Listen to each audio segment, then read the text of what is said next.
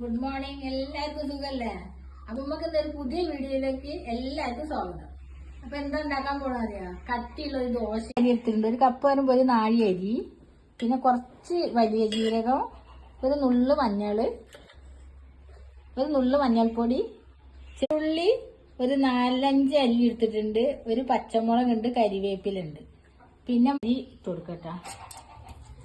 ഇത് ഞാൻ ഇന്ന് രാവിലെ കുതിർത്ത് വെച്ചാണ്, ചൂടുവെള്ളത്തിലെ കുതിർത്ത്. ഇന്നലെ വെള്ളത്തിലിടാൻ മറന്നുപോയി.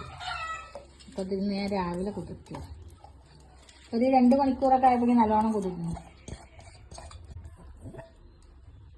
ഇതിലേക്ക് ഒരു നുള്ളു മഞ്ഞൾപ്പൊടി ഇട്ട് കൊടുക്കാം.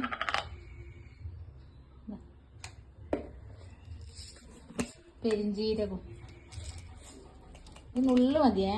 പെരിഞ്ചീരകമൊക്കെ ഓപ്ഷനിലാണ്, വേണമെങ്കിൽ ഇട്ടാൽ മതി. പിടി തേങ്ങ ഇട്ടാ, ഒരു പച്ചമുളക് ഇങ്ങനെ പൊട്ടിച്ചിടട്ടാ, അരിഞ്ഞോട്ടെ. നല്ല കുറച്ച് വെള്ളം ഒഴിച്ചിട്ട് നമുക്ക് നല്ലോണം ഒന്ന് അടിച്ചിട്ട് വരാം.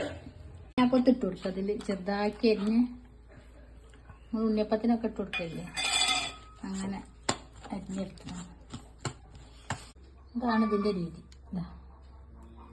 ഞാൻ ദോശ ഒഴിച്ചു കൊടുക്കുന്നത്. ഇപ്പം ചട്ടിയൊക്കെ നല്ലോണം ചൂടായിട്ടുണ്ട്. ഇതിൽ അമൃത കോഴിമുട്ട ഉണ്ടാക്കിയിട്ടുണ്ടായിരുന്നു.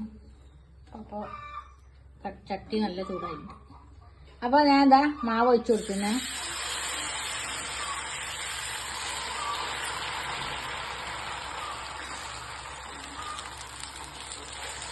മുകളിൽ മല്ലിച്ചപ്പും കരിവേപ്പിലും കൊടുക്കണേ. അരച്ച് വെക്കട്ടെ. ഇതിനി മറിച്ചിടട്ടെ.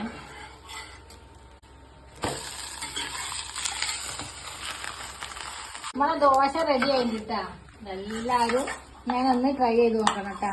എല്ലാവർക്കും ഇഷ്ടാവും. അപ്പോൾ ഇന്നത്തെ വീഡിയോ എത്രയേ ഉള്ളൂ. ഇനി പുതിയ വീഡിയോ ആയിട്ട് ഞങ്ങൾ വീണ്ടും വരും. ബൈ.